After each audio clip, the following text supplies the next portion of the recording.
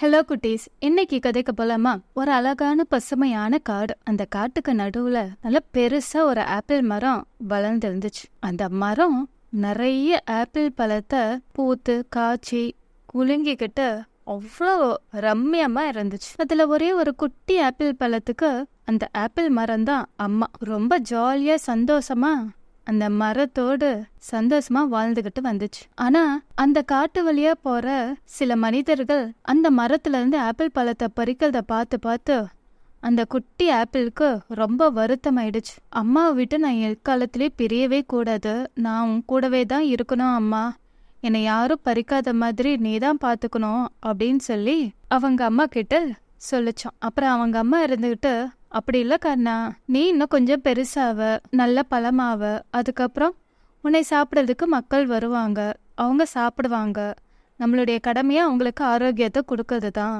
அப்படின்னாங்களாம். இல்லை இல்லை, எனக்கு அதெல்லாம் தெரியாது, நான் உன்னை விட்டு எப்பயுமே பிரியவே மாட்டேன், நான் இப்படியே தான் இருப்பேன் அப்படின்னு சொல்லி அந்த குட்டி ஆப்பிள் சொல்லிச்சான். சரி, அந்த ஓரமா இருக்கிற அந்த பழத்தை பாரு அப்படின்னு அவங்க அம்மா சொன்னாங்களாம். அப்புறம் அந்த குட்டி ஆப்பிள் அந்த ஓரமா இருக்கிற பழத்தை பார்க்கும்போது அது ரொம்ப காஞ்சி போய் இருந்துச்சு. அந்த பழத்தை ரொம்ப நாளா யாரும் பறிக்கவே இல்லை, அதனால அது அழுகி போய் காஞ்சி போயிடுச்சு அப்படின்னு அவங்க அம்மா சொன்னாங்க. ஏம்மா, எனக்கு இப்படிதான் ஆயிடுமா அப்படின்னு சொல்லி அது பயந்துக்குச்சு. அப்படி இல்லை, நீ அந்த பழத்தையே கவனிச்சுக்கிட்டு இரு, உனக்கே எல்லாம் புரியும் அப்படின்னாங்களா அந்த ஆப்பிள் மரம். அப்புறம் சில மணி நேரத்துக்குள்ள அந்த அழுகி காஞ்சி போன அந்த ஆப்பிள் கீழே விழுந்துருச்சு. அதை பார்த்து ரொம்பவே வருத்தப்பட்டுச்சு அந்த குட்டி ஆப்பிள். இன்னும் ஒரு 2-3 நாள் பொறுத்து பாரு அப்படின்னு அவங்க அம்மா சொன்னாங்களாம். அப்புறம் நல்லா மழை பெஞ்சது, அப்புறம் வெயில் அடிக்கவும் ஆரம்பிச்சது. 2-3 நாள் ஆச்சு. குட்டி ஆப்பிள் கொஞ்சம் கொஞ்சமா வளர ஆரம்பிச்சது. வளர வளர யாராவது நம்மளை பறிச்சுட்டு போயிடுவாங்களோ, அம்மா கிட்ட இருந்து பிரிச்சுடுவாங்களோன்னு பயந்துகிட்டே இருந்துச்சு. அப்புறம் அந்த ஆப்பிள் மரம் அந்த குட்டி ஆப்பிள் கிட்ட அங்க பாரு அப்படின்னு காட்டினாங்களாம். அந்த அழுகி காஞ்சி போன ஆப்பிள் மரம் விழுந்த இடத்த பார்க்க சொன்னாங்க. அங்க பார்த்தா ஒரு சிறு செடி அப்படியே முளைச்சி இருந்துச்சான். சின்ன ஆப்பிள் மரம் அப்படியே முளை விட்டு இருந்துச்சு.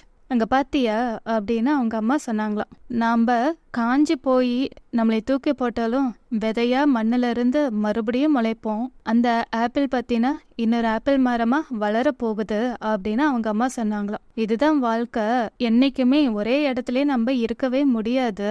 காலத்துக்கு ஏற்ப, நேரத்துக்கு ஏற்ப, சூழ்நிலைக்கு ஏற்ப நம்ம இடத்த மாத்திக்கிட்டே தான் இருக்கணும். அது நம்மளுடைய வளர்ச்சிக்கு தானே தவிர நம்மளுடைய வீழ்ச்சிக்கு இல்லை. அதை நீ புரிஞ்சுக்கணும்.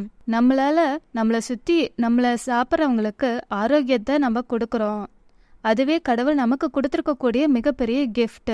அதனால உனக்கு அடுத்து நடக்க போகிறத நினைச்சு நீ கவலைப்படாத, பயப்படாத, எல்லாமே கடவுள் கொடுத்த கிஃப்ட்னு நீ நினைச்சுக்கோ அப்படின்னு அந்த ஆப்பிள் மரம் சொல்லிச்சோம். அதை கேட்டு குட்டி ஆப்பிளுக்கு தைரியம் வந்துச்சு. சரிம்மா, நீ சொன்ன மாதிரியே நானும் கேட்டு நடந்துக்கிறேன். இப்பதான் எனக்கு புரிஞ்சது, நம்ம எந்த அளவுக்கு மனிதர்களுக்கு உபயோகமா இருக்கோம். மனிதர்களுக்கு மட்டும் இல்ல, விலங்குகளுக்கு, பறவைகளுக்கும் நம்ம உபயோகமா இருக்கிறோம். நிழல் கொடுக்கறோம், பழம் கொடுக்கறோம், அவங்களுக்கு ஆரோக்கியத்தை கொடுக்கறோம். அது மட்டும் இல்லாம ஆக்சிஜனை கொடுக்கறோம். நாம பிறந்ததே மற்றவங்களுக்கு பயனுள்ளதா இருக்கிறதுக்காக தான். ஆனா நான் சுயநலமா யோசிச்சுட்டேன், என்னை மன்னிச்சிடுங்க. நீங்க எப்படி சொல்றீங்களோ அதே மாதிரியே நான் நடந்துக்கிறேன் அப்படின்னு குட்டி ஆப்பிள் சொல்லிச்சான். அதுவும் ரொம்ப நாள் சந்தோஷமா வாழ்ந்துச்சு. அதுக்கப்புறம் ஒரு மனிதன் அந்த ஆப்பிளை பறிச்சு சாப்பிட்டு போயிட்டான். அது அடுத்த ஸ்டேஜுக்கு போயிடுச்சு. இதுதான் குட்டீஸ், நம்ம லைஃப்ல ஒரு காலகட்டத்துக்கு அப்புறம் ஒரு இடத்துல இருந்து இன்னொரு இடத்துக்கு மாறணும், ஒரு ஸ்கூல்ல இருந்து இன்னொரு ஸ்கூலுக்கு போகணும்னு ஏதாவது ஒரு சூழ்நிலைகள் நம்மளை அப்படியே நம்மள பழகின இடத்த விட்டு மாறுபட்டு ஒரு இடத்துக்கு டிரான்ஸ்ஃபர் ஆகக்கூடிய சூழ்நிலை வரும். அதை எம்ப்ரேஸ் பண்ணுங்க, முழு மனதோட அக்செப்ட் பண்ணிக்கோங்க. கண்டிப்பா அது உங்களுக்கான வளர்ச்சிக்காக தான் இருக்குமே தவிர வீழ்ச்சிக்காக இருக்காது. தேங்க்யூ.